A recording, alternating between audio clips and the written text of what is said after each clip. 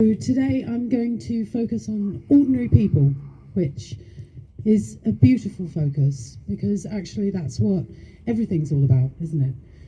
And the fact that there seems to be a growing trend of othering.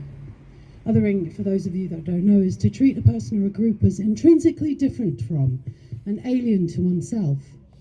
And I'm seeing it all over the place in the media. I'm seeing it promoted by the government. I'm seeing it in some music. I'm seeing it in the classrooms that I teach in, and it does seem to be more and more pervasive, which is really going against the idea of ordinary people, isn't it?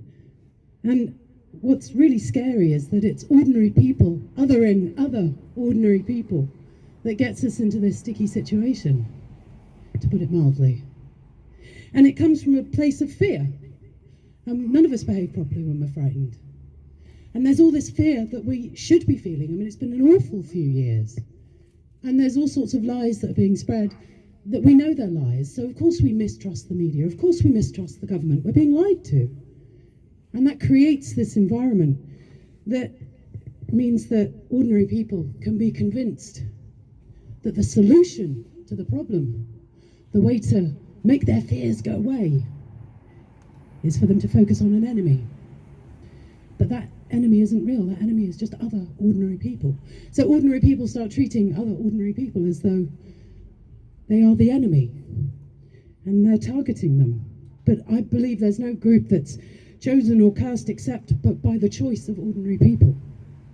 And when we subscribe to the seductive rhetoric that our problems are due to an enemy that threatens our ordinary lives that we want to protect, we become pawns in the hands of those who actually do not have our best interests at heart. And I think that some of that is happening at the moment in the high street. I think there are ordinary people who are making other ordinary people feel really very uncomfortable through the promotion of some ideals that are othering groups that we have within this audience here, groups that we have within Stroud. There's some real anti-Semitism in some of the publications that we see handed out on the high street, known as the Light newspaper.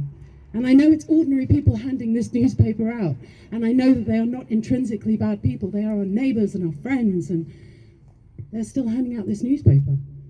And this is some comments that have been made by local Jewish people who would like to remain anonymous, that I would like to read to you, and how it feels as an ordinary person facing other ordinary people who are treating you as though you are not that you're the enemy. I've seen my mother really upset over far-right politicians on TV, especially during the EU ballot debates. She remembers the way people spoke, the way Jews were othered, where she grew up during the war. Until she got ill, she constantly raised the issue of anti-Semitism, fearful of its reprisal.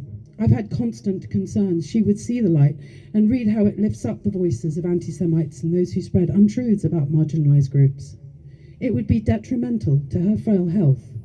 And having been told by a stalwart Light supporter that there needs to be a discussion about how the Holocaust is exaggerated, I know anti-Semitism is alive and well on Stroud High Street. And another ordinary person. I no longer go into Boots or other shops near the Info Hub on Fridays and Saturdays. I feel very unsafe and uncomfortable when I see the store.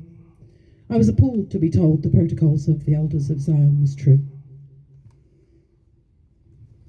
And the last quote I have from an ordinary person in Stroud at the moment. I go to town most Saturdays and I have to check how I'm feeling. Do I change route and avoid the high street? Am I feeling strong enough to just walk past and ignore them? Might I suddenly get angry and have to say something? And what might come out of my mouth? Whatever. I can't walk past those people with their cheery manner and their toxic paper and not have a visceral reaction, which I know is because of my Jewish background. On the occasional Saturday when they're not there, I'm relieved, and Stroud High Street is an ordinary part of my hometown again. If it's going to be never again, then it certainly can't be now. But on a lighter note, we are all ordinary people, and there is great goodness in every single person. And to finish off with the words of Anne Frank, people are just people, And all people have faults and shortcomings, but all of us are born with a basic goodness.